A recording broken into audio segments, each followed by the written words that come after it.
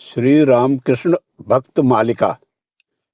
श्री रामकृष्ण देव के ब्रह्मज्ञ शिष्य शारदा महाराज का आद्योपांत जीवन परिचय। जय ठाकुर, जय मां। स्वामी त्रिगुणातीतानंद का पूर्व नाम शारदा प्रसन्न मित्र था। श्री दुर्गा देवी की कृपा से प्राप्त होने के कारण ही पिता ने उन्हें यह नाम दिया था। शारदा प्रसन्न का जन्म 24 परगना जिले के पाइकहाटी के नाबरा ग्राम में मामा के घर 30 जनवरी 1865 ईस्वी तदनुसार माघ शुक्ला चतुर्थी सोमवार को रात्रि में 9:26 पर हुआ था।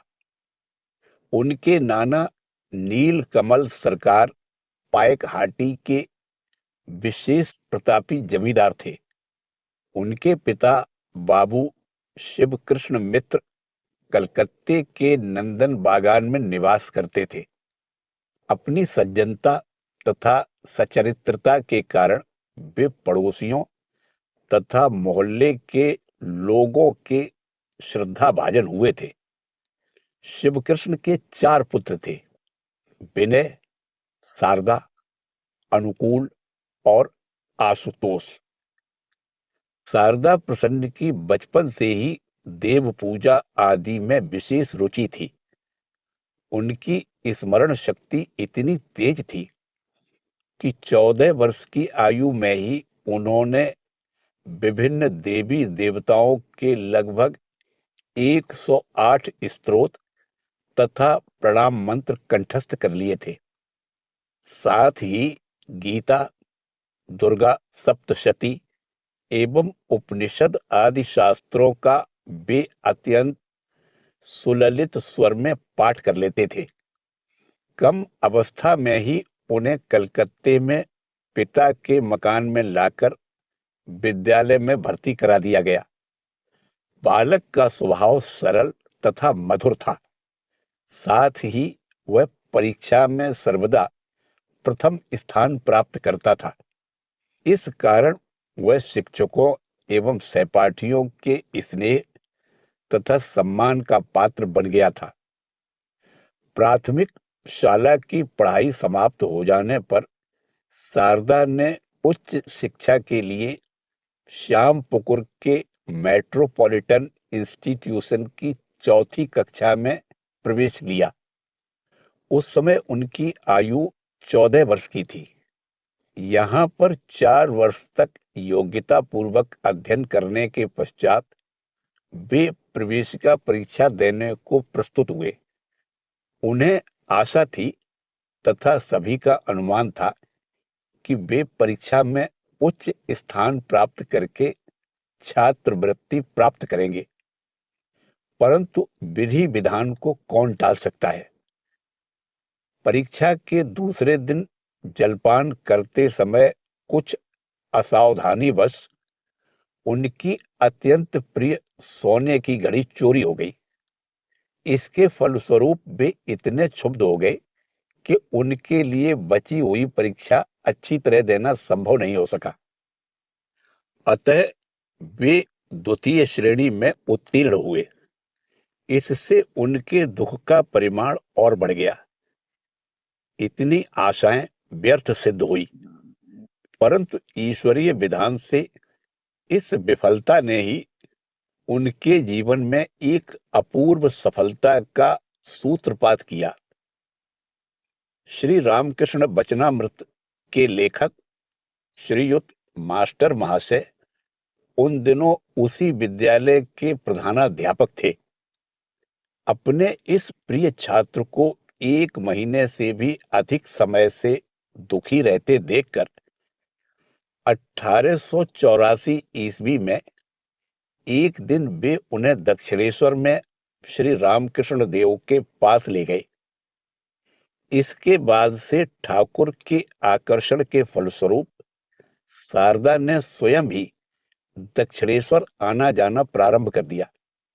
यह जानने पर कि शारदा के पिता साधु संघ के विरोधी हैं।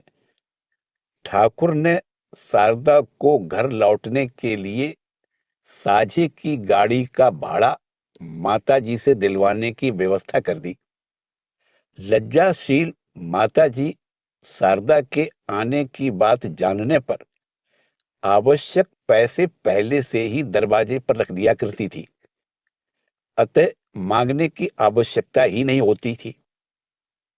दक्षिणेश्वर आवागमन के फलस्वरूप जब शारदा की घनिष्ठता बढ़ गई, तब एक दिन ठाकुर ने उन्हें मंत्र दीक्षा लेने के लिए माताजी के पास भेजते हुए कहा, अनंत राधा की माया अवर्णनीय है।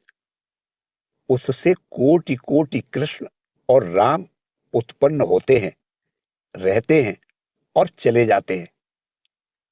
परंतु यह निश्चित है कि उस समय उनकी दीक्षा नहीं हुई थी, क्योंकि माता जी के कथनानुसार स्वामी योगानंद ही उनके प्रथम मंत्र शिष्य थे।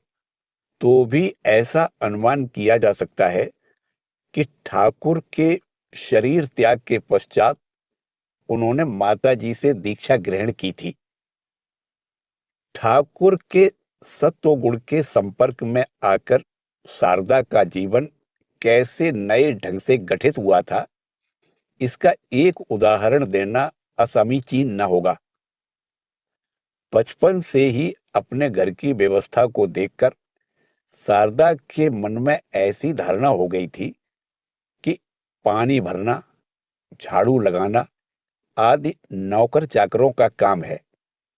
इसलिए एक दिन ठाकुर ने जब उन्हें आदेश दिया, थोड़ा पानी लाकर मेरे पांव धो दे, तो लज्जा से उनका चेहरा लाल हो उठा और वे चित्र लिखित से खड़े रहे।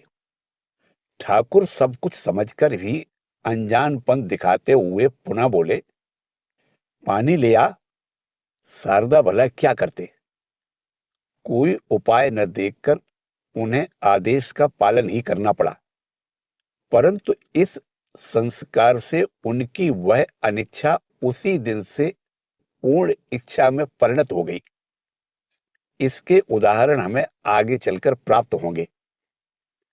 प्रवेशिका परीक्षा में उत्तीर्ण होने के पश्चात अप्रैल 1885 ईस्वी से शारदा प्रसन्न ने मेट्रोपॉलिटन कॉलेज में एफए पढ़ना शुरू किया। वहां पर भी थोड़े ही दिनों में उन्हें काफी प्रसिद्धि मिल गई, परंतु द्वितीय वर्ष से वे अधिक पढ़ते लिखते नहीं दिख पड़ते थे। उन दिनों वे प्रायः ही श्री रामकृष्ण देव के समीप आया जाया करते तथा धर्म विषयक प्रवचन सुनने एवं धर्म ग्रंथों के अध्ययन करने में समय बिताते थे। 1885 ईस्वी के अंत में ठाकुर का श्यामपुकुर आगमन होने पर शारदा प्रसन्न को उनका सानिध्य पाने का विशेष मौका मिला। बाद में काशीपुर में भी वे खूब आया जाया करते थे तथा घर के कठोर नियंत्रण के बावजूद बीच बीच में वहां रात भी बिताते थे। अतः पिता को यह समझते देर नहीं लगी कि शारदा का मन श्री रामकृष्ण देव के प्रभाव से धीरे धीरे संसार बंधन को त्याग कर अज्ञात की खोज में अग्रसर हो रहा है। पुत्र का मन संसार की ओर आकर्षित करने के लिए वे तरह तरह के प्रयास में लग गए। उनका यह प्रयास कितना तीव्र और दृढ़ था, यह मास्टर महाशय के निम्न वाक्य से ज्ञात होता है। ठाकुर ने जब देह त्याग किया तो शारदा महाराज के पिता ने हंसते हुए किसी से कहा था, मैंने काली घाट में जाकर जाप किया था, तभी तो ऐसा हुआ। परंतु पुत्र को वे किसी भी उपाय से ठाकुर के समीप जाने से रोक नहीं सके थे। शारदा प्रसन्न के पिता उन्हें संसार में बांधने का और कोई उपाय न देख गुप्त रीति से उनके विवाह के लिए प्रयास करने लगे। परंतु एक दिन इस प्रयास की बात शारदा को विदित हो गई। तब शारदा उससे बचने का उपाय ढूंढने लगे। उन्होंने अपने कमरे में जाकर लगभग 1 घंटे तक काफी सोच विचार किया। फिर गहरी सांस छोड़कर धीरे धीरे कदम रखते हुए वे बाहर निकल पड़े। जाते समय वे मेज पर एक पत्र रख गए, जिसमें लिखा था, श्रद्धेय पिताजी तथा स्नेहमयी माताजी, मैं विवाह नहीं कर सकूंगा। नेत्रों की दृष्टि जिधर भी ले जाए मैं उधर ही जा रहा हूं। संसार के मायाजाल में बद्ध होने की मेरी बिल्कुल ही इच्छा नहीं है, इत्यादि। 3 जुलाई 1886 ईस्वी को 11:30 बजे घर से निकलकर सर्वप्रथम वे काशीपुर के उद्यान में ठाकुर के पास गए और घर से भाग निकलने की बात उन्हें बताए बिना ही उनका शुभ आशीर्वाद लेकर पैदल ही पुरी की ओर रवाना हो गए। कुछ दिन बाद पासकुड़ा से शारदा प्रसन्न ने घर को निम्नलिखित पत्र भेजा। श्रद्धेय पिताजी और स्नेहमयी मां, आप लोगों का यह अकृतज्ञ पुत्र आप लोगों को दुख के संसार में मग्न करके चला आया है। यदि संभव हो तो उसे क्षमा करेंगे। मेरे देश के भाई बहन दुख कष्ट में डूबते जा रहे हैं। ऐसी स्थिति में मैं आलसी के समान घर में बैठा नहीं रह सकता। मेरी मानसिक अवस्था पूर्ववत ही है। मेरे लिए कोई भी चिंता मत कीजिएगा। स्वास्थ्य बहुत अच्छा है। मुझे ढूंढने के लिए भी व्यर्थ यहां मत आइएगा, क्योंकि यह पत्र डाक में डालकर ही मैं पुनः यहां से रवाना हो रहा हूं। कहां जाऊंगा यह अभी भी निश्चित नहीं किया है। माताजी और बड़े भाई बहनों को मेरा श्रद्धापूर्ण प्रणाम कहिएगा। आप भी स्वीकार कीजिएगा। छोटे भाई बहनों को मेरा स्नेह आदि। इति आप लोगों की अधम संतान शारदा। शारदा के अपने गंतव्य स्थान की सूचना न देने पर भी काशीपुर में पूछताछ करने पर पिता को मालूम हो गया कि वे पुरी गए हैं। अतः उन्हें लौटा लाने को उनके माता पिता 27 जनवरी 1886 ईस्वी को पुरी के लिए चल दिए। वहां पहुंचने पर उनकी शारदा से भेंट हुई। मां के स्नेह पूर्वक कुशल मंगल पूछने पर उत्तर में शारदा ने आवेग पूर्वक अपनी भ्रमण गाथा कह सुनाई।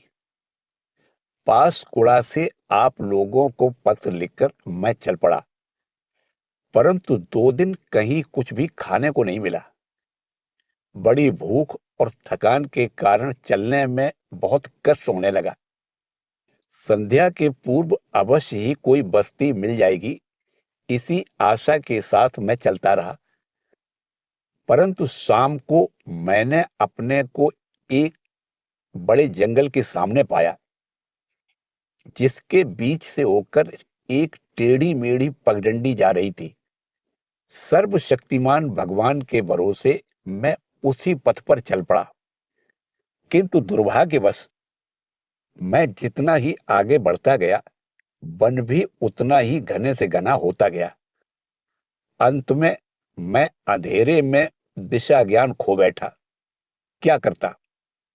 मैं अपने गुरुदेव का, परमहंस देव का नाम जपने लगा तथा सर्वनियंता परमेश्वर से प्रार्थना करने लगा। दूसरा कोई उपाय न देख मैं सामने के एक बड़े पेड़ पर चढ़कर उसकी डाल पर सो गया। अचानक ऐसा लगा कि कोई मुझे पुकार रहा है। कौन?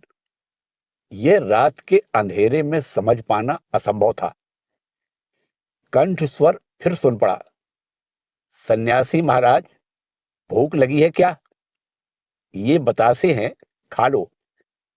यह कहकर वह आदमी चला गया और फिर एक लोटा पानी ला मुझे देकर पता नहीं कहां अदृश्य हो गया। घोर घने वन में इस प्रकार अचानक एक व्यक्ति के आने और सहानुभूति प्रदर्शित करने पर मैं अभिभूत हो गया। मैं समझ ही नहीं सका कि यह कैसे हुआ। अतः इसे परम करुणामय परमेश्वर की कृपा मानकर जहां पर वह व्यक्ति खड़ा था उसी ओर मैं काफी देर तक एकटक देखता रहा। जो हो, उस थोड़ी सी वस्तु को खाकर मैंने अपनी भूख मिटाई। इसी प्रकार रात बीती। सवेरे उठकर मैं इधर उधर चारों ओर ढूंढने लगा, पर इस घने वन में कहीं भी कोई बस्ती या किसी मनुष्य का चिन्ह तक दिखाई नहीं दिया। पुरी जाते समय काशीपुर में तारक अर्थात स्वामी शिवानंद ने उन्हें खाली हाथ देखकर 5 रुपए दिए थे, परंतु इतने कष्टों के बावजूद उन्होंने उसमें से एक भी पैसे का उपयोग नहीं किया। उस समय ऐसा तीव्र था उनका वैराग्य। कुछ दिन तक शारदा ने माता पिता को साथ लेकर पुरी के मंदिरों के दर्शन किए।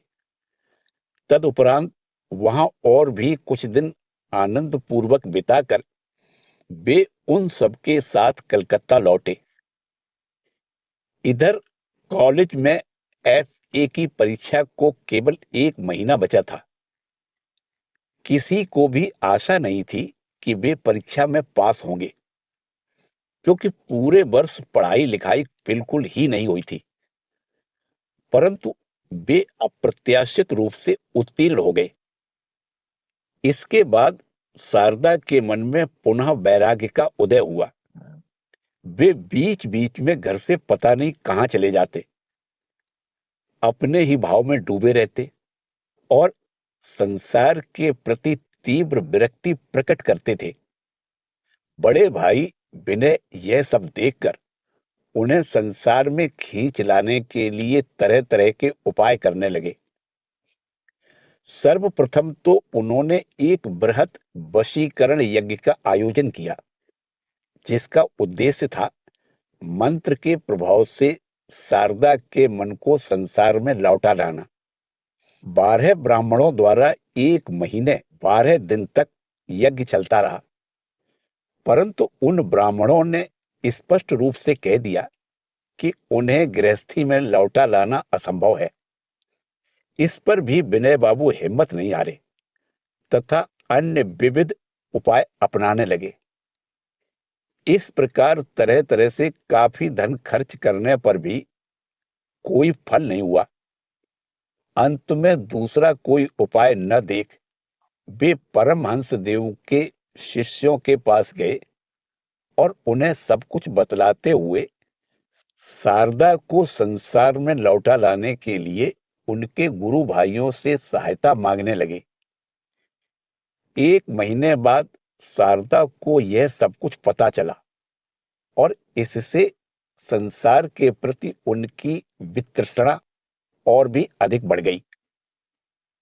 श्री रामकृष्ण देव के देह त्याग के पश्चात जब अनेक भक्त नरेंद्र के नेतृत्व में आठपुर गए तो शारदा भी उनके संग थे। आठपुर में वे लोग जितने भी दिन रहे उतने दिन वहां बाबूराम का घर गहन आध्यात्मिक भाव से परिपूर्ण था। इसी बीच एक दिन शारदा को शिव तथा गंगाधर को पार्वती के रूप में सजाकर हर गौरी उत्सव मनाया गया। इस प्रकार अबाध स्वच्छंदता के बीच एक दिन वे लोग एक तालाब में स्नान करने गए। वहां पर असावधानी वश तैरने में अकुशल शारदा डूबने लगे। उस समय उन्हें निरंजन ने बचा लिया। आठपुर से लौटने के थोड़े ही दिन बाद शारदा बराहनगर मठ में सम्मिलित हुए। संन्यास लेने के बाद उनका नाम स्वामी त्रिगुणातीतानंद हुआ। संक्षेप में त्रिगुणातीत। सामान्यतया वे शारदा महाराज के नाम से ही जाने जाते थे। स्वामी जी उन दिनों प्रायः तीव्र वैराग्य की ही बातें किया करते थे और भगवत प्राप्ति न होने की शिकायत करते हुए प्रायोपवेशन करने की इच्छा व्यक्त करते थे। यह सब सुन सुनकर त्रिगुणातीत महाराज के मन में भी वैराग्य की आग धधक उठी और एक दिन वे एकाएक निरुद्देश्य निकल पड़े। स्वामी जी उस समय कलकत्ता गए हुए थे। उन्होंने लौटने पर सब कुछ सुना। ढूंढने पर उन्हीं के नाम लिखा एक पत्र मिला। मैं पैदल ही वृंदावन जा रहा हूं। यहां पर रहना मेरे लिए संकटजनक है। यहां पर मेरे भाव में परिवर्तन हो रहा है। पहले मैं माँ बाप तथा घर के अन्य लोगों को स्वप्न में देखा करता था। उसके बाद माया की मूर्ति दिखाई पड़ी। 2 बार बहुत कष्ट हुआ, घर को लौट जाना पड़ा। इसीलिए अब की बार दूर जा रहा हूं। परमहंस देव ने मुझसे कहा था, तेरे घर के लोग सब कुछ कर सकते हैं, उनका विश्वास मत करना। परंतु इस समय उनका वृंदावन जाना नहीं हो सका। बराहनगर मठ से निकलकर पहले वे दक्षिणेश्वर गए और वहां एक रात बिताकर दूसरे दिन कोन्नगर पहुंचे। उनके पास केवल एक आध धोती तथा श्री रामकृष्ण देव का एक चित्र था। कोन्नगर में एक दिन रहकर उन्होंने रेल का किराया जुटाने का प्रयास किया, परंतु इतने रुपए देने को कोई भी राजी नहीं हुआ। अतः हार मानकर वे बराहनगर को ही लौट आए। शारदा के पिता तब जीवित थे। 8 दिसंबर 1888 को उन्होंने कलकत्ते के निजी भवन में ही देह त्याग किया। इस पर शारदा महाराज कई दिन तक काफी शोकमग्न रहे। वस्तुतः सन्यासी हो जाने पर भी श्री रामकृष्ण देव की शिक्षा के फलस्वरूप स्वामी त्रिगुणातीत ने अपने माता पिता के प्रति अपने प्रेम का त्याग नहीं किया था। इसीलिए वे अपनी मां की खोज खबर लिया करते थे तथा उनके कल्याणार्थ उन्हें मां शारदा देवी के पास ले जाया करते थे। उनकी मां का 26 नवंबर 1895 ईस्वी को परलोक गमन हुआ। बराहनगर मठ के निवास काल में एक दिन स्वामी विवेकानंद ने स्वामी शारदानंद से कहा, शरत, पैदल चलकर नवद्वीप हो आओ ना। शरत महाराज निकलने ही वाले थे कि स्वामी शिवानंद बोले, शरत, मैं भी चलूंगा। सुनकर शरत महाराज ठहर गए। इसी बीच त्रिगुणातीतानंद भी तीर्थ दर्शन की इच्छा से सड़क पर आ गए, परंतु महापुरुष जी और शरत महाराज को सड़क पर शारदा महाराज नहीं दिखाई दिए। अतः उन्हें छोड़कर ही वे गंतव्य स्थान की ओर चल पड़े। काफी देर तक चलने के बाद सूर्य के सिर पर आ जाने पर वे विश्राम करने के लिए एक उद्यान के सामने बैठ गए। अचानक स्वामी त्रिगुणातीतानंद उसी उद्यान से निकल आए और कहा, दोपहर हो गई है ना, इसीलिए स्नान करके जलपान कर लिया। जलपान? दोनों ने विस्मित होकर पूछा। त्रिगुणातीत महाराज ने समझाते हुए कहा, उद्यान के तालाब में स्नान करने के बाद मैंने सोचा कि खराई कैसे दूर करूं। नरम नरम दूर्वा दिख पड़ी, उसी को खाकर पानी पी लिया। स्वामी त्रिगुणातीत का खाना पीना एक ऐसी ही अद्भुत चीज थी। एक बार स्वामी ब्रह्मानंद जी ने उन्हें पेट के रोग से कष्ट भोगते देखकर डॉक्टर विपिन घोष के पास भेजा था। भक्त डॉक्टर बाबू ने साधु को अपने घर पाया था। फिर वे जानते थे कि उन्हें भोजन में कुछ रुचि है, अतः उन्होंने पूछा, क्या लोगे, बोलो। साधु ने कहा, रसगुल्ले। उन दिनों के 2 रुपए के रसगुल्ले थाल में सजाकर उनके सामने लाए जाने पर उन्होंने चुपचाप सब समाप्त कर दिया। तदुपरांत कुशल प्रश्न आदि के द्वारा डॉक्टर ने पूछा, आज कैसे आगमन हुआ है। स्वामी त्रिगुणातीत ने कहा, मेरे पेट में तकलीफ है, इसीलिए महाराज ने मुझे आपके पास भेजा है। डॉक्टर ने शिकायत के स्वर में कहा, फिर इतने रसगुल्ले क्यों खाए।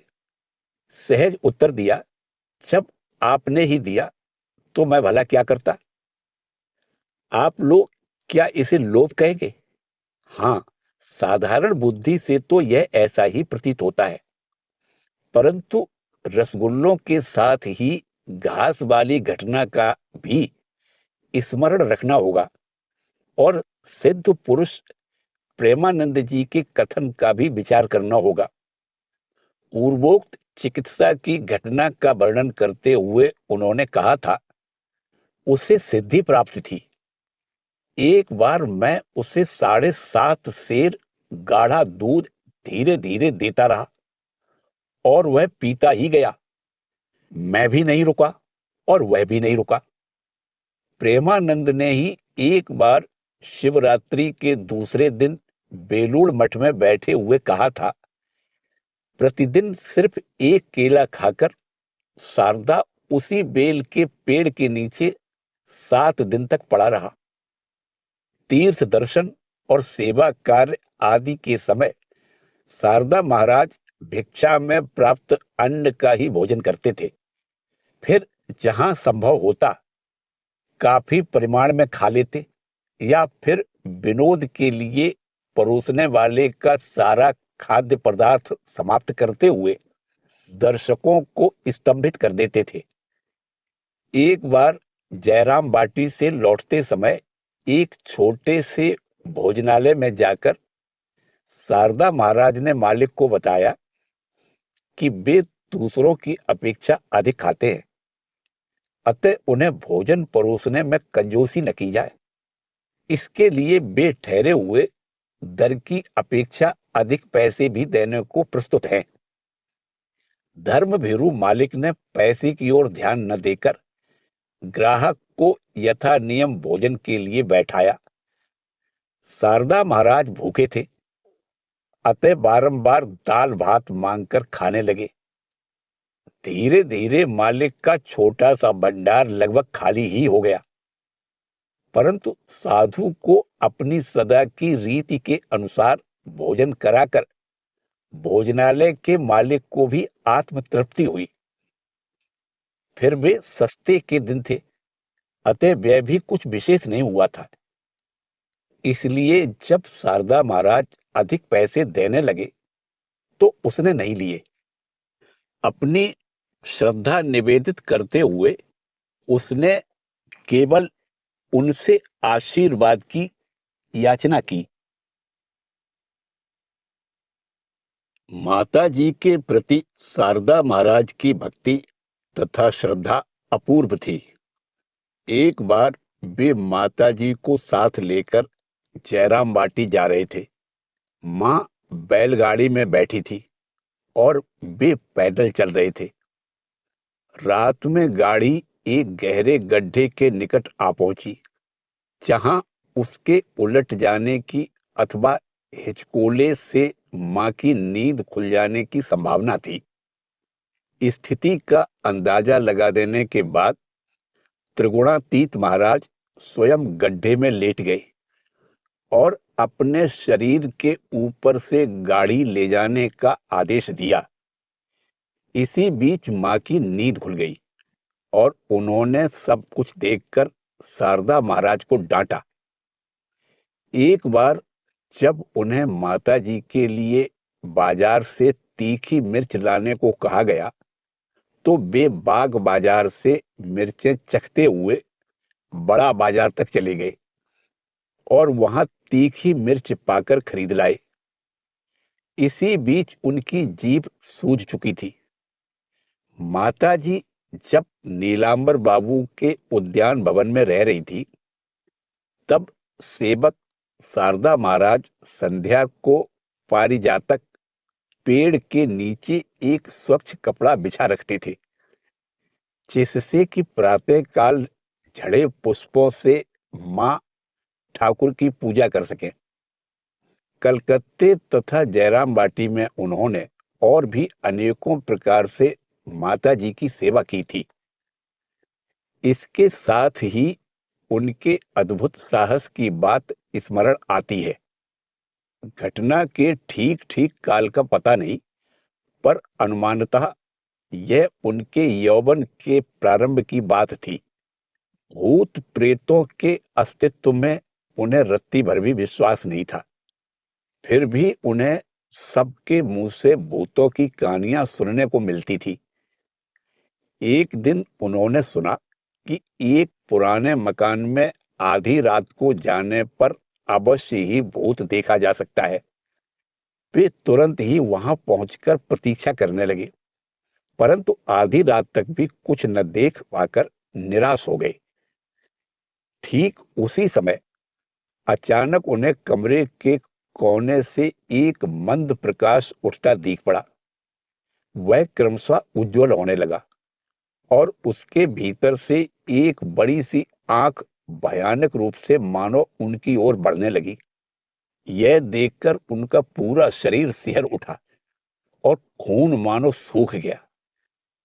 वे लगभग बेहोश होकर गिरने ही वाले थे कि उन्होंने विस्मित होकर देखा कि श्री रामकृष्ण देव सामने खड़े हैं।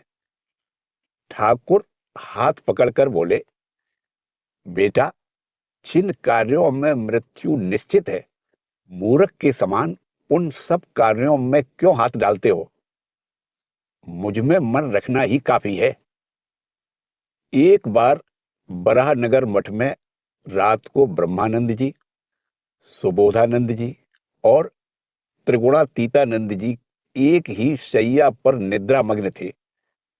ऐसे में त्रिगुणातीत जी के मन में निर्जन शमशान में जाकर तांत्रिक साधना करने की इच्छा हुई और किसी से बिना कुछ कहे वे कमरे से बाहर निकल आए। इधर ब्रह्मानंद जी अचानक स्वप्न में चिल्ला उठे, अरे शारदा, मत जा, मत जा। यह सुनकर सभी की नींद टूट गई और उन्होंने देखा कि शारदा महाराज कमरे में लौट रहे हैं। तत्पश्चात पूछे जाने पर ब्रह्मानंद जी ने बताया कि स्वप्न में ठाकुर ने ही इस प्रकार शारदा को मना करने के लिए कहा था। स्वामी त्रिगुणातीतानंद जी की तंत्र साधना की यही इतिश्री हो गई। बराहनगर में त्रिगुणातीत महाराज ने एक बार एक छोटे से कमरे में दरवाजा बंद करके ऐसा अविराम जप ध्यान आरंभ किया कि आहार निद्रा तक भूल गए। इसके लिए अन्य सभी लोग उनसे काफी अनुनय विनय करने लगे, यहां तक कि उन्हें जबरन पकड़ लाने का भी प्रयास किया, परंतु कुछ भी नहीं हुआ। अंत में त्रिगुणातीत महाराज ने कहा कि महापुरुष शिवानंद जी यदि भोजन के समय उन्हें स्पर्श किए रहें तो वही उनके जप के तुल्य होगा और इसी प्रकार वे अन्न ग्रहण करेंगे। अंत में वैसा ही हुआ। आठपुर में जिस बड़े दिन की रात को श्री रामकृष्ण देव की संतानों ने त्याग वैराग्य की चर्चा करके निर्मल आनंद की उपलब्धि की थी, उसके स्मरण के लिए तथा ईसा मसीह के प्रति अपनी भक्ति निवेदित करने के लिए त्रिगुणातीत महाराज उसके बाद प्रतिवर्ष बड़े दिन की पूर्व रात्रि को एक छोटा सा उत्सव किया करते थे। इसके फलस्वरूप उनका अनुसरण करते हुए आज भी बेलूड़ मठ तथा उसके अंतर्गत अन्यान्य आश्रमों में भी ईसा की यह जन्म निशा यथाविधि मनाई जाती है। तीर्थ दर्शन की कामना त्रिगुणातीत महाराज के मन में सदा से ही विद्यमान थी। इसीलिए 1891 ईस्वी में सुयोग मिलने पर एक दिन वे उत्तर भारत के तीर्थ दर्शन करने चल दिए। इस बार उन्होंने काशी, चुनार, विंध्याचल, प्रयाग, कानपुर, बिठूर आदि स्थानों में जाकर वहां के देवी देवताओं के पुण्य दर्शन प्राप्त किए थे। प्रयाग में उन्हें 10-12 दिन तक बुखार से कष्ट भोगना पड़ा। बाद में इटावा आकर वे स्वामी अखंडानंद से मिले। तदुपरांत दोनों ने एक साथ जाकर आगरा तथा मथुरा का दर्शन किया। फिर वे गोवर्धन पर दीपमाला का मेला देखने गए तथा यतिपुर में अन्नकूट का मेला देखने के बाद श्याम कुंड तथा राधा कुंड के दर्शन करके वृंदावन पहुंचे। मथुरा तक दोनों साथ रहे। इसके बाद अखंडानंद जी आगरा चले गए और त्रिगुणातीत जी करौरी तथा जयपुर होते हुए पुष्कर की ओर रवाना हुए। ये दिसंबर 1891 ईस्वी की बात है। पुष्कर में पुनः दोनों का मिलन हुआ और दोनों ने साथ ही अजमेर जाकर वहां के दर्शनीय स्थानों को देखा। परंतु एक ही दिन में सभी स्थान देखने में जो अत्यधिक श्रम हुआ, उसके फलस्वरूप त्रिगुणातीत महाराज को बुखार आ गया। उस बुखार के उतरने में 17-18 दिन लग गए। स्वस्थ होने के पश्चात उन्होंने अकेले ही बंबई जाने का निश्चित किया और पहले चित्तौड़ का टिकट लेकर रेलगाड़ी में बैठे। स्वामी त्रिगुणातीतानंद एकमात्र भगवान पर निर्भर रहकर ही तीर्थ भ्रमण को निकले थे और इस समय भगवान ने भी उनकी अनेक बाधा विपत्तियों से रक्षा की थी। एक बार अंधेरी रात में मूसलाधार वर्षा होते रहने के कारण रास्ता दिखाई देना असंभव हो गया और वे कंबल ओढ़कर एक किनारे पड़े रहे। उन्हें पता नहीं था कि निकट ही रेलवे स्टेशन है। सौभाग्यवश शीघ्र ही स्टेशन का दरबान लालटेन लेकर घर लौटने के लिए निकला और राह में उन्हें इस प्रकार पड़ा देखकर अपने घर ले गया। विविध स्थानों का भ्रमण करके त्रिगुणातीत महाराज द्वारका पहुंचे। वहां के मंदिर आदि देखने के बाद वे जहाज द्वारा पोरबंदर के दर्शन करने गए। वहां पर हाटकेश्वर मंदिर में हिंगलाज की यात्रा के लिए निकले सन्यासियों का एक दल प्रतीक्षा कर रहा था। वे लोग अचानक ही इस बंगाली साधु को पाकर विशेष आनंदित हुए, क्योंकि अब उनकी सहायता से राजमहल में टिके हुए एक अन्य बंगाली साधु तक पहुंचकर राजा से पथ के लिए आवश्यक धन प्राप्त करना सरल हो गया। ये दूसरे बंगाली साधु कौन होंगे? साधुओं के विवरण से स्वामी त्रिगुणातीत ने अनुमान किया कि ये स्वामी विवेकानंद ही होंगे। फिर भी सन्यासियों के अनुरोध को टाल न सकने के कारण वे भिक्षार्थी के रूप में उन सबके साथ उन राजप्रासादवासी साधु के समीप गए।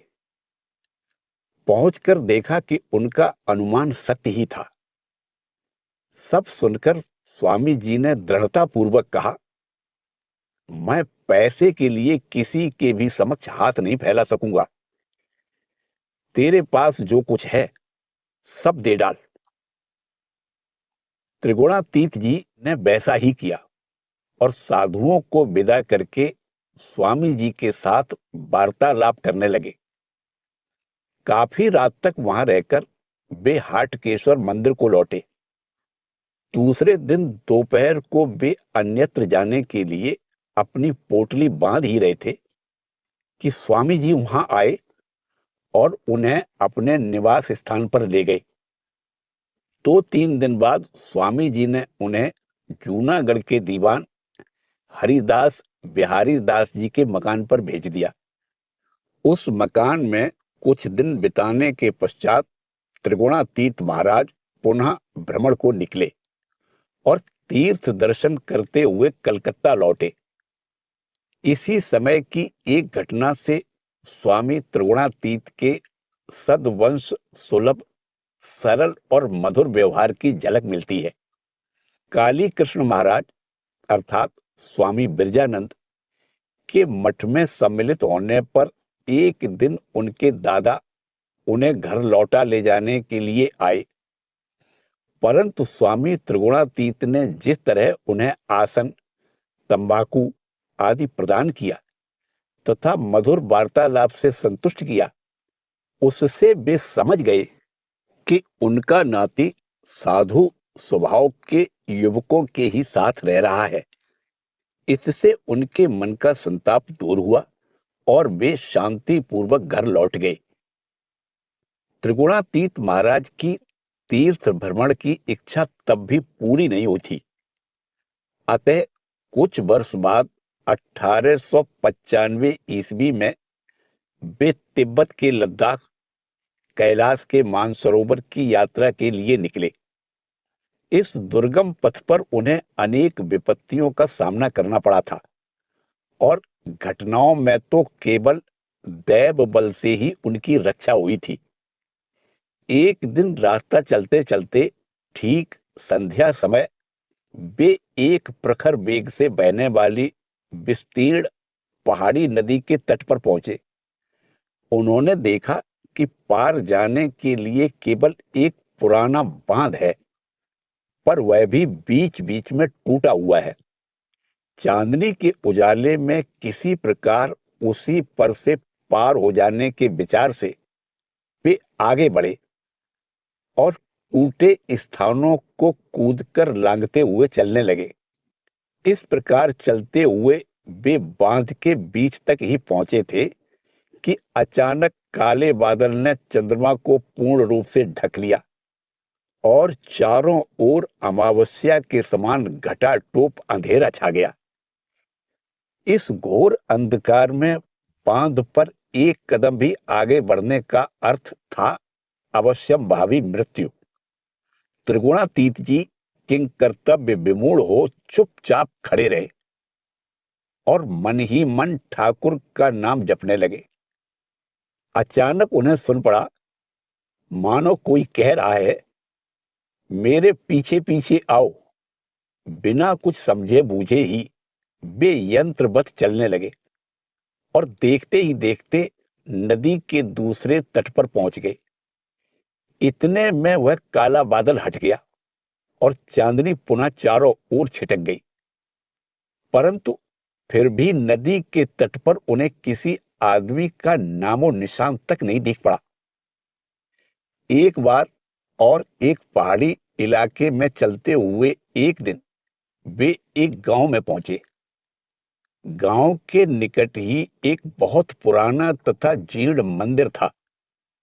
मंदिर के सामने चारों ओर दीवार से घिरा एक छोटा सा प्रांगण था। लोगों ने उन्हें बताया कि सूर्यास्त के बाद इस मंदिर का दरवाजा बंद कर दिया जाता है, क्योंकि रात में वहां न जाने कहां से झुंड के झुंड मच्छर आ जाते हैं और यदि कोई मंदिर में रह जाए तो उसकी जान ही खतरे में पड़ जाती है। इस अद्भुत बात की सत्यता को परखने के लिए त्रिगुणातीत जी ग्रामवासियों के मना करने पर भी सूर्यास्त के समय मंदिर में प्रविष्ट हुए। तदुपरांत सचमुच ही काले मेघ के समान मच्छरों के झुंड ने आकर उन पर आक्रमण कर दिया। वे कम्बल ओढ़कर जमीन पर लौटने लगे तथा ठाकुर का स्मरण करने लगे। इस तरह उन्होंने सारी रात बिना निद्रा के ही बिता दी। कैलाश, मानसरोवर तथा लद्दाख से लौटने के बाद वे प्रायः कलकत्ते में ही रहा करते थे, क्योंकि पहले तो उन्हें बुखार आ गया था, फिर उन पर ठाकुर के उत्सव के आयोजन का भार आ पड़ा और तद उपरांत उन्हें उद्बोधन पत्रिका के प्रकाशन के प्रयास में लगना पड़ा। पत्रिका प्रकाशन के प्रयास का संवाद पाकर आनंदित हो स्वामी जी ने अमेरिका से स्वामी ब्रह्मानंद को लिखा था, शारदा क्या बंगला में पत्रिका निकालने की बात कह रहा है, उसकी खूब सहायता करना, वह कार्य उत्तम ही है। वे उन्हें द्रव्य आदि से भी सहायता करने को तैयार थे, परंतु पत्रिका का प्रकाशन तत्काल ही संभव नहीं हो सका। वह कुछ वर्ष बाद निकली।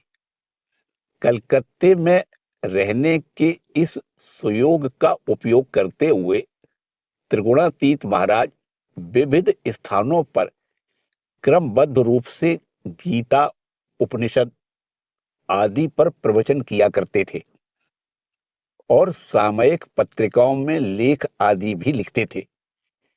इंडियन मिरर के दिनांक 22 दिसंबर 1895 ईस्वी के अंक से उनके तिब्बत भ्रमण की कहानी धारावाहिक रूप से प्रकाशित हुई थी।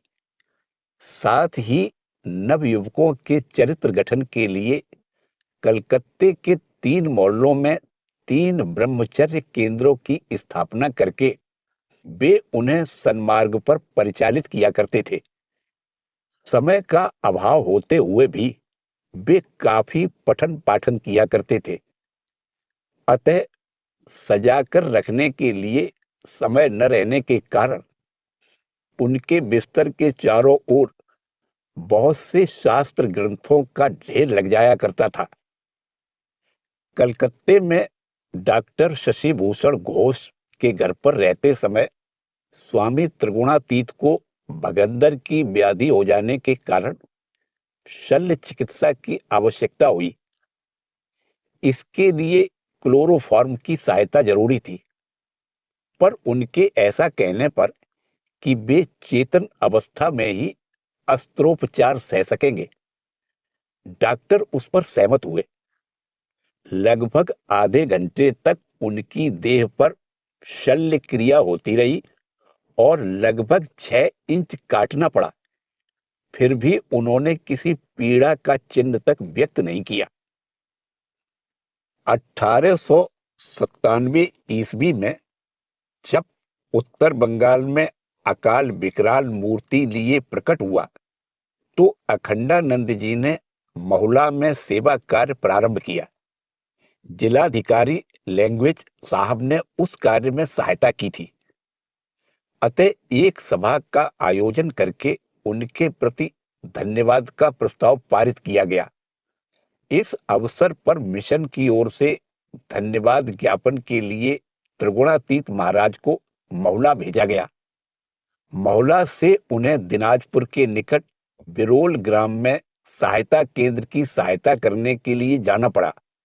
वहां वे स्वयं भिक्षा में प्राप्त अन्न से उदर पूर्ति करते हुए घर घर जाकर चावल तथा वस्त्र का वितरण किया करते थे।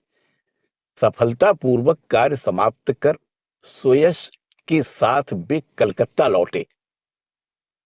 इधर 1897 ईस्वी में स्वामी जी ने प्रथम बार स्वदेश लौटकर श्री रामकृष्ण भावधारा के प्रचारार्थ एक सामयिक पत्रिका निकालने की आवश्यकता अनुभव की। स्वामी जी की दैनिक पत्र निकालने की इच्छा होने पर भी आर्थिक असुविधा के कारण पाक्षिक पत्रिका के प्रकाशन का ही प्रस्ताव स्वीकृत हुआ, जिसका नाम उद्बोधन रखा गया। स्वामी जी ने इसके लिए 1000 रुपए दिए तथा ठाकुर के भक्त हरमोहन मित्र ने और 1,000 रुपए उधार दिए। तदुपरांत जनवरी 1899 ईस्वी में स्वामी त्रिगुणातीतानंद जी की व्यवस्थापना में उद्बोधन के अपने ही छापखाने से पत्रिका प्रकाशित हुई। इस कार्य में उन्होंने अपनी एड़ी चोटी का पसीना एक कर दिया। स्वामी जी का आदेश था कि मूलधन को बनाए रखना होगा, अतः आर्थिक कठिनाई के कारण कर्मचारी रखने की तो बात ही क्या, स्वयं के भोजन आदि की व्यवस्था तक संभव नहीं थी। ऐसी प्रतिकूल परिस्थिति में भी अक्लांत कर्मयोगी त्रिगुणातीत महाराज कभी भक्त के घर से भिक्षा मांगकर भोजन करते हुए तो कभी अनाहार ही रहते हुए 5-5 कोस पैदल चलकर अकेले ही सारा कार्य चलाया करते थे। प्रेस में कुशल कर्मचारियों का अभाव था और जो थे वे भी नियमित रूप से नहीं आते थे। त्रिगुणातीत महाराज कभी कभी तो उन्हें घर से खींचकर प्रेस में लाया करते और कभी स्वयं ही कंपोजिंग, प्रूफ रीडिंग आदि किया करते थे। थकान के कारण कहीं नींद न आ जाए, इस भय से वे खड़े खड़े ही काम करते रहते। इसके अतिरिक्त घर घर जाकर लेख जुटाना, लोगों को पत्रिका का आदर्श तथा उद्देश्य समझाना, नए ग्राहक बनाना आदि सारे कार्यों में वे दिन भर व्यस्त रहते थे। व्याधि के समय भी उन्हें छुटकारा नहीं था। संभव है कि ज्वर ग्रस्त होते हुए भी वे सवेरे ही बाहर निकल गए हों। विविध कार्यवश इधर उधर घूमने के बाद जब घर लौटे तो संभव है ज्वर इतना बढ़ गया हो कि लेटे रहने के अतिरिक्त और कोई चारा ही नहीं रह गया हो। फिर भी अगले दिन पुनः उसी प्रकार कार्य चलता रहता। इतनी व्यस्तता के उपरांत भी किसी गुरु भाई, मित्र या परिचित व्यक्ति के बीमार पड़ जाने पर वे आनंद पूर्वक उसके पास रहकर सेवा किया करते थे। योगानंद जी की अंतिम बीमारी के समय दिन में वे कमुलिया टोला में उद्बोधन प्रेस के कार्य में व्यस्त रहते तथा रात में उनकी सेवा करते। प्रेस के एक कर्मचारी को अचानक हैजा हो जाने पर उन्होंने उसकी चिकित्सा आदि की सारी व्यवस्था तो की ही, पर साथ ही उसकी सेवा शुश्रूषा का उत्तरदायित्व भी अपने ऊपर लेकर उसे निरोग कर दिया। इधर 1902 ईस्वी में जब तुरायानंद जी अमेरिका से भारत लौट आने के लिए प्रस्तुत होने लगे तो स्वामी जी ने उनका स्थान लेने के लिए त्रिगुणातीत महाराज को भेजना चाहा। तद अनुसार उनके जाने का आयोजन लगभग पूरा हो चुका था कि स्वामी जी ने देह त्याग कर दिया। इस आकस्मिक विपत्ति से सभी शोकमग्न हो गए और त्रिगुणातीत महाराज की विदेश यात्रा उस समय स्थगित रही। बाद में उसी वर्ष नवंबर के प्रारंभ में वे मद्रास, कोलंबो और जापान होते हुए सैन फ्रांसिस्को की ओर रवाना हुए। उन्होंने अमेरिका में भारतीय वेशभूषा तथा आहार का व्यवहार करने का निश्चय किया। यहां तक कि शायद उस देश में साग सब्जी न मिले, इस विचार से वे मन ही मन केवल रोटी चीनी खाकर ही रहने को तैयार हो गए। 2 जनवरी 1903 ईस्वी को उनका जहाज सैन फ्रांसिस्को पहुंचा और स्थानीय वेदांत समिति के सदस्यगण उन्हें सम्मान पूर्वक समिति के अध्यक्ष डॉक्टर M.H. लोगन के निवास स्थान पर ले गए। कुछ सप्ताह बाद C.F. पीटरसन दंपत्ति का भवन उनका प्रधान कार्य केंद्र हुआ तथा वहीं पर पुराने एवं नए छात्रों के साथ नियमित रूप से वेदांत चर्चा होने लगी। कार्य क्रमशः बढ़ जाने पर त्रिगुणातीत महाराज स्थानांतरित होकर 40 स्टूनर स्ट्रीट के एक किराए के मकान में आ गए। यहां पर प्रति सप्ताह गीता तथा उपनिषद आदि पर व्याख्यान के साथ कुछ भजन संगीत की भी व्यवस्था हुई। उनकी प्रसिद्धि फैलने के फलस्वरूप शीघ्र ही दक्षिण कैलिफोर्निया के 425 मील दूर स्थित लॉस एंजलिस से उन्हें वेदांत प्रचार के लिए बुलावा आया।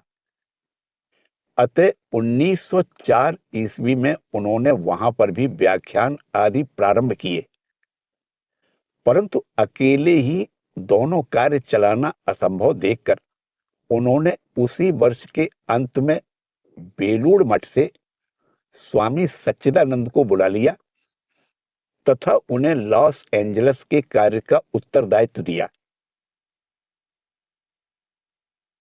उस वर्ष सैन फ्रांसिस्को का कार्य इतना बढ़ता गया कि वेदांत समिति की अपनी भूमि में गृह निर्माण करना अत्यावश्यक प्रतीत होने लगा। इसके लिए उन्होंने मित्रों की सहायता से भूमि प्राप्त की तथा 25 अगस्त 1905 ईस्वी को वहां पर हिंदू मंदिर की नींव रखी। पश्चिमी जगत का यही प्रथम हिंदू मंदिर था। आज वह कार्य जितना आसान प्रतीत होता है, स्वामी त्रिगुणातीत के दिनों में वह उतना आसान नहीं था। विरोधी या उदासीन मनोभाव वाले पाश्चात्य देशवासियों के सम्मुख एक ऐसा प्रस्ताव रखना उन दिनों दुस्साहस अथवा कल्पना की उड़ान के समान ही था। तथापि त्रिगुणातीत महाराज के अतुलनीय उद्यम एवं उत्साह के फलस्वरूप अमेरिकी नर नारियों ने ही काफी धन लगाकर विदेशी तथा अपरिचित भावधारा के स्थायी प्रतीक के रूप में इस हिंदू मंदिर का निर्माण किया और वे ही इसके पृष्ठपोषक भी हुए। परंतु स्वामी त्रिगुणातीत का इस विषय में कोई दावा आदि नहीं था।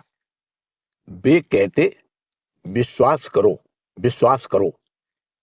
इस मंदिर के निर्माण में मेरा यदि तनिक भी स्वार्थ हो तो वह नष्ट हो जाएगा, परंतु यदि यह ठीक ठीक ठाकुर का कार्य हो तभी टिका रहेगा। वे और भी कहते, इसका उपभोग करने के लिए मैं अधिक दिन नहीं रहूंगा। बाद में जो लोग आएंगे वे ही उपभोग करेंगे। त्रिगुणातीत महाराज अब नहीं रहे, पर वह मंदिर आज भी अमेरिका में गौरव पूर्वक अपना मस्तक उठाए खड़ा रहकर वेदांत की सार्वभौमिकता तथा अपने प्रतिष्ठाता की गुरु भक्ति की साक्षी दे रहा है। 7 जनवरी 1906 ईस्वी को लगभग 300 नर नारियों की उपस्थिति में हिंदू प्रथा के अनुसार पूजा तथा आरती होने के पश्चात मंदिर मानव कल्याणार्थ समर्पित हुआ और 15 जनवरी से उपासना प्रारंभ हुई। स्वामी त्रिगुणातीत मंदिर प्रतिष्ठा के उपलक्ष्य में संघ अध्यक्ष स्वामी ब्रह्मानंद जी को अमेरिका लाने के इच्छुक थे, परंतु विभिन्न कारणों से महाराज का वहां जाना नहीं हो सका। मंदिर निर्माण के बाद वेदांत समिति का कोष खाली हो गया। इसके अतिरिक्त मई 1908 ईस्वी के व्यापक अग्निकांड के फलस्वरूप नगरवासी, मित्र बांधवों तथा समिति के सदस्यों का काफी नुकसान हो जाने के कारण समिति की आय में भी कमी आई। त्रिगुणातीत महाराज ने इस पर भी धैर्य नहीं छोड़ा। यहां तक कि समाचार मिलने पर जब अभेदानंद जी ने न्यूयॉर्क से का भेजने का प्रस्ताव किया तो उन्होंने उत्तर दिया, हमें आवश्यकता होने पर तुम्हें सूचित करेंगे। हम लोगों ने अपना सारा खर्च घटा दिया है तथा यहाँ की रिलीफ कमेटी की ओर से पर्याप्त खाद्य पदार्थ प्राप्त हो रहा है। वस्तुतः आत्मनिर्भरशील त्रिगुणातीत महाराज उस दुरवस्था के बीच भी समिति की रक्षा तथा उन्नति के लिए दृढ़ प्रतिज्ञ थे। उनका वह प्रयास सफल हुआ। इतना ही नहीं, उसी वर्ष अगस्त में स्वामी प्रकाशानंद के सैन फ्रांसिस्को आ जाने तथा उनकी सहायता में लग जाने के फलस्वरूप कार्य का सर्वांगीण प्रसार होने लगा। इसके बाद मंदिर में संलग्न रहने के कमरों को आश्रम में परिणत करके आश्रम जीवन गढ़ने तथा पाश्चात्य लोगों को आदर्श ब्रह्मचर्य की शिक्षा देने की ओर उनका ध्यान गया। कक्षाओं तथा व्याख्यानों में जो छात्र आया करते थे, उन्हीं में से लगभग 10 लोगों को लेकर आश्रम का प्रारंभ हुआ। यह संख्या बीच बीच में बढ़ जाने पर भी आश्रम में लगभग 10 ही लोग रहा करते थे। व्यवस्था प्रिय त्रिगुणातीत महाराज उनका जीवन हिंदू भावधारा के अनुसार परिचालित करने में प्रयत्नशील थे। ये छात्र पूर्ववत ही जीविकोपार्जन करते तथा आश्रम का व्यय चलाने में यथाशक्ति योग देते। इसके अतिरिक्त आश्रम के सभी कार्य वे स्वयं ही किया करते थे। प्रातःकाल 4 बजे उठकर वे लोग ध्यान में बैठते, फिर घर द्वार की सफाई, बगीचे में पानी देना आदि कार्यों में लग जाते। वे लोग ये सारे कार्य एक उच्च भाव की प्रेरणा से स्वेच्छा से स्वीकार करें तथा इससे उनकी चित्त शुद्धि हो, इस ओर त्रिगुणातीत महाराज का विशेष ध्यान था। प्रातः तथा सायंकाल भोजन के समय वे श्री रामकृष्ण देव की बातें कहते हुए तन्मय हो जाते और ब्रह्मचारी गण भी भाव विभोर हो सुनते रहते। कभी कभी खुले आकाश के नीचे धूनी जलाकर गहन ध्यान चला करता। फिर सप्ताह में एक दिन उपवास तथा एकांत साधना की व्यवस्था थी, परंतु वह सबके लिए अनिवार्य नहीं था। उस समय बहुतों को कई प्रकार की अनुभूतियां हुई।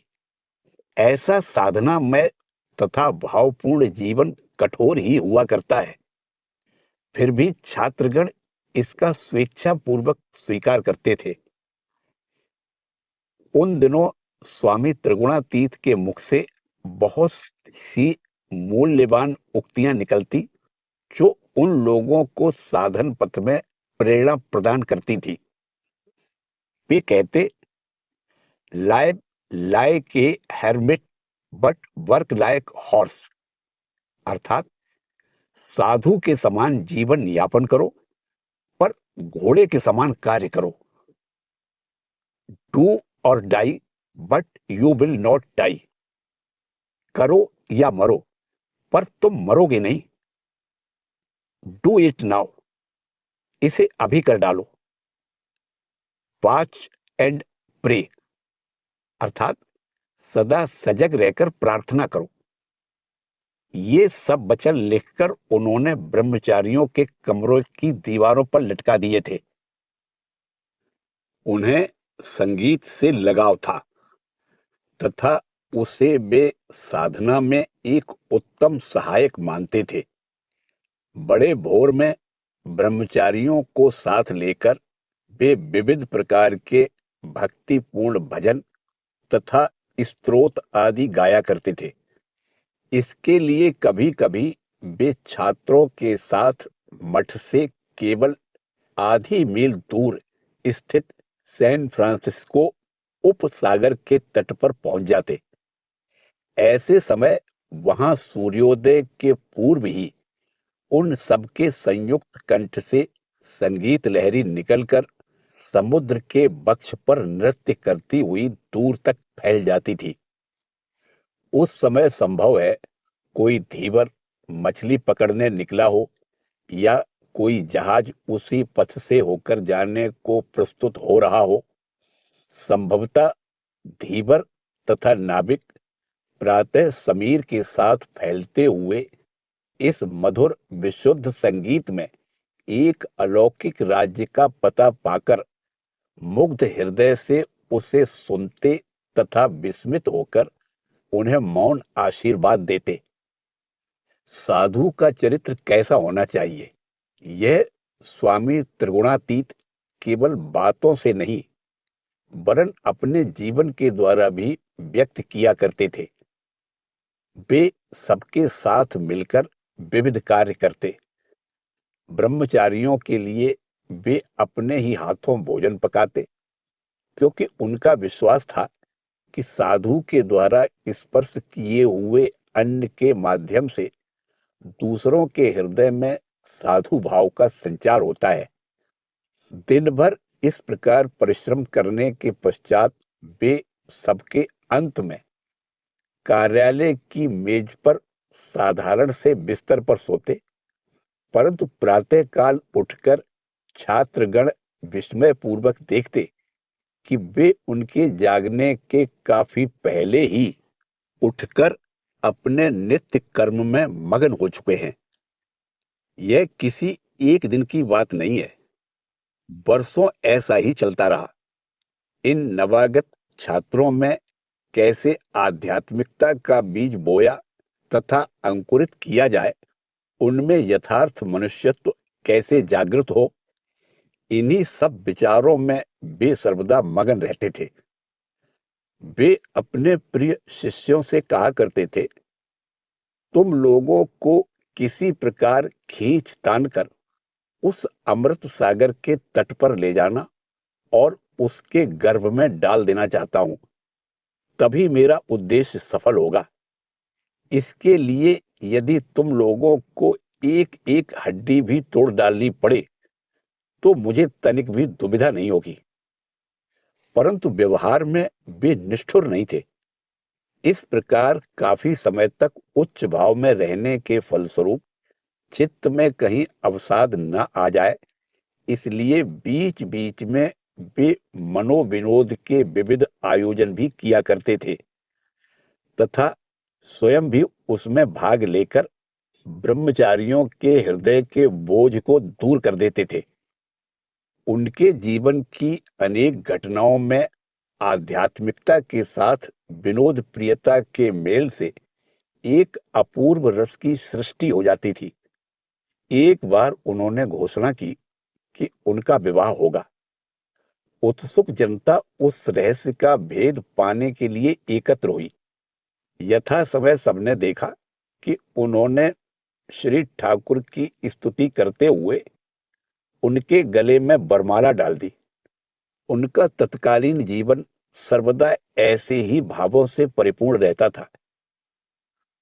जो लोग संदेह युक्त मन के साथ आते, बहुधा युक्ति तर्क के द्वारा उनके संदेह का निराकरण नहीं होता, फिर भी वे लोग उनकी निष्ठा से अभिभूत हो जाते और विस्मित होकर देखते कि यह एक ऐसा जीवन है जो कि पूर्णतया भगवत प्राप्ति के लिए तथा इस विषय में दूसरों की सहायता करने के लिए समर्पित है। अधिकारी भेद से वे अलग अलग लोगों के लिए अलग अलग व्यवस्था किया करते थे। संभव है किसी ने आकर निर्जन में साधु जीवन बिताने की इच्छा प्रकट की, व्यवस्था कर दी गई। इस व्यक्ति को आश्रम के संयम पूर्ण पर्यावरण में कुछ महीने रहते हुए निर्जनवास की योग्यता प्राप्त करनी होगी। संभवतः उस व्यक्ति को अन्य कई लोगों के साथ एक ही कमरे में रहना पड़ता। वह सोचता, यह भला कैसा विधान है। केवल इतना ही नहीं, उसके लिए दिन में 2 बार अच्छे पौष्टिक आहार की भी व्यवस्था की जाती।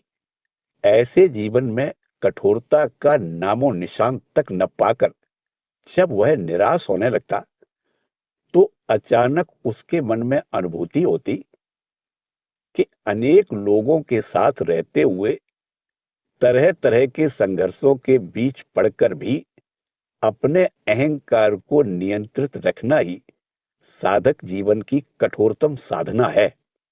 संभव है और कोई इतना सब सहन न कर पाने से शिकायत करता। स्वामी त्रिगुणातीत कहते, तुम्ही ने तो संयम सीखना चाहा था ना? उत्तर मिलता, हाँ, पर इतना नहीं। इसके बाद संभव है कि वह मठ छोड़कर चला जाता। पर जो लोग अंत तक टिके रह सके थे, केवल वे ही अपने जीवन में एक अमूल्य संपदा के अधिकारी हुए थे। वे लोग उन दिनों की स्मृतियों को आनंद पूर्वक हृदय में धारण करते थे। भोग मग्न पाश्चात्य देशों में ऐसे कितने लोग होंगे जो उच्च आदर्श को समझ या धारण कर सकते हैं। अतः 1913 ईस्वी में विविध कारणों से ब्रह्मचारियों की संख्या घटती हुई अंत में बहुत ही कम हो गई तथा स्वामी त्रिगुणातीत के देहावसान के पश्चात तो उस विभाग का कार्य पूर्ण रूप से बंद हो गया। महिलाओं के लिए भी उन्होंने एक आश्रम की स्थापना की थी, जिसमें पुरुषों के समान ही महिलाएं भी साधना रत रहती थी। थोड़े दिनों के बाद वह भी बंद हो गया। पूर्व कथित छात्रों में एक पहले प्रेस में काम करता था। स्वामी त्रिगुणातीत उसे पाकर विशेष आनंदित हुए थे। एक छोटा सा प्रेस खरीदकर उस छात्र की सहायता से वे रविवार के व्याख्यान तथा विज्ञापन आदि प्रकाशित करने लगे। बाद में उन्होंने वॉइस ऑफ फ्रीडम नामक एक मासिक पत्रिका निकालने का निश्चय किया तथा 1909 ईस्वी के अप्रैल माह से यह पत्रिका निकलने लगी। इसमें वैदांतिक आदर्शों से संबंधित विविध विचारोद्दीपक लेख रहा करते थे। कभी कभी उसमें श्री रामकृष्ण वचनामृत का अनुवाद भी प्रकाशित होता था। 3 वर्ष के भीतर ही पत्रिका का चारों ओर काफी प्रचार हो गया। परंतु स्वामी त्रिगुणातीत के देहावसान के बाद 1916 ईस्वी में वह बंद हो गई। सैन एंटोन की घाटी में स्वामी तुरायानंद जी ने जिस शांति आश्रम की स्थापना की थी, स्वामी त्रिगुणातीत उसे भी भूले नहीं थे। सैन फ्रांसिस्को आने के थोड़े दिन बाद ही वे कुछ छात्रों के साथ वहां गए थे तथा विविध उत्सव, ध्यान, भजन तथा शास्त्र चर्चा आदि में कुछ दिन बिता आए थे। बाद में वे प्रतिवर्ष वहां जाकर कुछ दिन रहा करते थे। उनका एक शिष्य बढ़ई का काम जानता था। उनके आदेश पर वह शांति आश्रम में ही निवास करने लगा तथा उसने 2-1 नए मकान बनाकर एवं अन्य प्रकार से भी आश्रम का विकास किया। जिन लोगों को स्वामी त्रिगुणातीत के साथ शांति आश्रम में निवास करने का सौभाग्य मिला था, वे सभी उच्च स्तर की साधनाओं का आस्वादन करते हुए विविध अनुभूतियां प्राप्त करके धन्य हो गए। शांति आश्रम के वे दिन निरंतर एक निष्ठ साधना से परिपूर्ण थे। उन्होंने तुरायानंद जी द्वारा प्रतिष्ठित भावधारा को सर्वतोभावेन जीवित रखा था, चाहे हिंदू मंदिर का हो अथवा शांति आश्रम का। स्वामी त्रिगुणातीत का प्रत्येक कार्य भगवत भाव से परिपूर्ण था। वे सब कुछ ठाकुर के निमित्त ही किया करते थे। उन्होंने अपने कुछ शिष्यों को प्रचारक के रूप में गढ़ने की जो योजना बनाई थी, उससे उनकी अपनी कार्य प्रणाली का पर्याप्त परिचय मिलता है। उनका विचार था कि प्रत्येक व्याख्यान या पठन वेदांत को जीवन में परिणत करने का एक माध्यम मात्र होगा तथा उन व्याख्यान आदि की सहायता से प्रचारक अपने श्रोताओं की सेवा करेंगे। उनके अपने मन में अहम भाव का कोई स्थान नहीं होगा। प्रचारक को भगवान के ही शरणागत होकर उन्हीं से उनके दान के रूप में प्रतिदिन का वक्तव्य विषय सीख लेना होगा। प्रार्थना और शरणागति ही इसका उपाय है। इस प्रकार की तैयारी में पुस्तक आदि का स्थान बहुत ही नीचे होता है। निष्कपट हृदय से वृत्ति शून्य होकर तथा सफलता विफलता के विचार को दूर करके सत्य की खोज करनी होगी। तभी चित्त में यथार्थ ज्ञानालोक प्रकाशित हो उठेगा। पूरे आधे घंटे तक इस प्रकार ध्यान करने के पश्चात प्राप्त तथ्यों को प्रभु के ही पाद पद्मों में अर्पित करना होगा और पुनः उन्हें उनके आशीर्वाद के रूप में उन्हीं से वापस मांग लेना होगा। विषय निर्धारण के लिए तथा निर्धारित विषय पर प्रकाश डालने के लिए भी इसी उपाय का अवलंबन करना होगा। अंत में व्याख्यान के मंच पर खड़े होकर सोचना होगा कि मैं यह भगवान को ही सुना रहा हूं। स्वामी जी द्वारा प्रदर्शित व्यावहारिक वेदांत का इस दिशा में यही ठीक ठीक प्रयोग है। स्वामी त्रिगुणातीत बहुधा कहा करते थे, विक्षिप्त मन कभी भी लक्ष्य तक नहीं पहुंच सकता। चारों ओर भगवान को ही देखने का प्रयत्न करो। सभी वस्तुओं को ईश्वरीय रस से परिपूर्ण देखो। इससे तुम्हारा मन केवल उन्हीं का चिंतन करेगा। इसी बीच उन्होंने सैन फ्रांसिस्को के विद्वत समाज में कैसा सम्मानपूर्ण स्थान प्राप्त कर लिया था, यह एक विशेष घटना से स्पष्ट हो जाता है। 1907 ईस्वी में 11 अप्रैल को कैलिफोर्निया विश्वविद्यालय के ग्रीक थिएटर में संस्कृत साहित्यिक शूद्रक रचित प्रसिद्ध नाटक मृच्छकटिक का अभिनय हो रहा था, जिसे देखने के लिए 10,000 दर्शक उपस्थित थे। यूनानी प्रथा के अनुसार खुले आकाश में पहाड़ के नीचे समभूमि पर मंच था, जिसके सम्मुख सीढ़ियों के समान पत्थर के आसन बने हुए थे।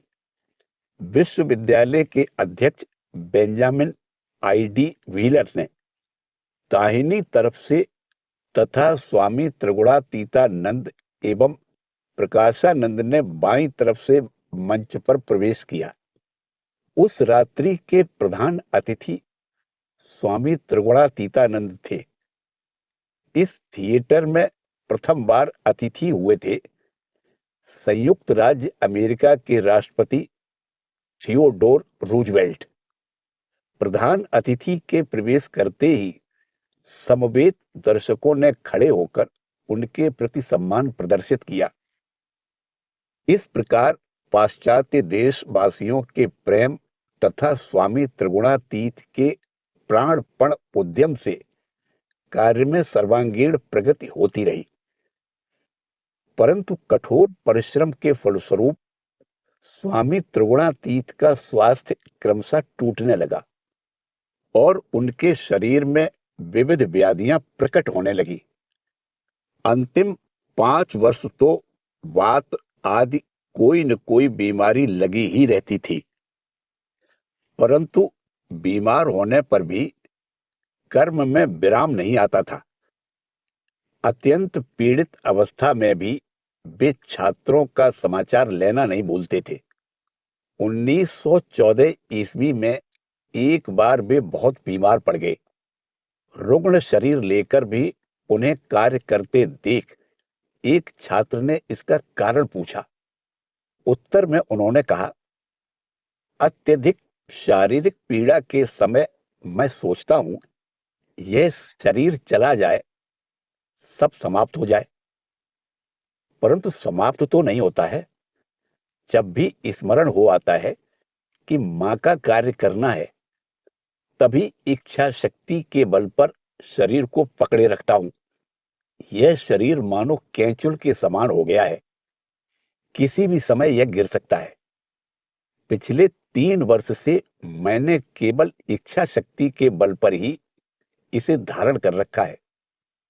ज्यों ही छोड़ दूंगा, त्यों ही यह अपने आप गिर पड़ेगा। उस वर्ष बड़े दिन के उपलक्ष्य में हिंदू मंदिर के तत्वाधान में भजन, शास्त्र चर्चा आदि विविध कार्यक्रमों का आयोजन हुआ था। इस उत्सव को सर्वांग सुंदर बनाने में स्वामी त्रिगुणातीत ने कुछ भी कसर नहीं रखी, क्योंकि ईसाई समाज का यही सबसे प्रधान पर्व है। इन दिनों उनका स्वास्थ्य ठीक नहीं था, फिर भी प्रत्येक कार्य की ओर उनका पूरा ध्यान था।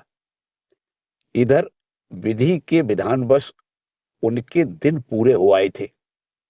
बड़े दिन के अगले रविवार 27 दिसंबर 1914 ईस्वी को यथारीति कक्षा और व्याख्यान की व्यवस्था हुई थी। शाम को व्याख्यान के लिए सभी उपस्थित थे।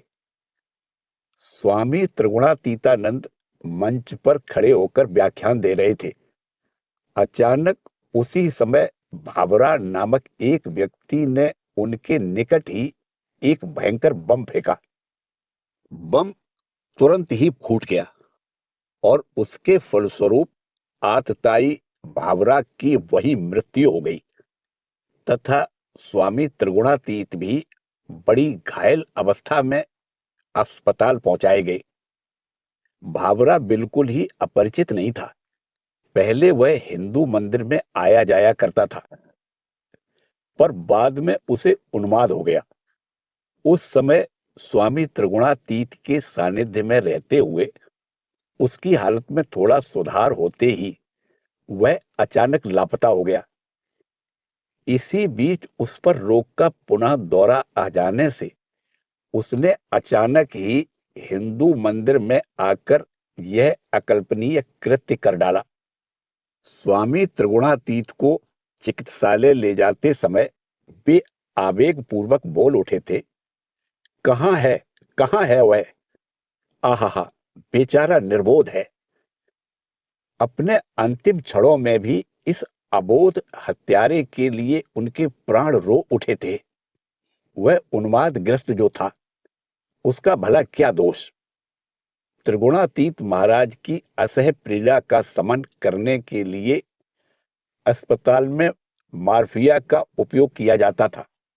उसका प्रभाव कुछ घट जाने पर जब उनकी चेतना लौट आई तो वे थोड़ी बहुत बातें करते थे।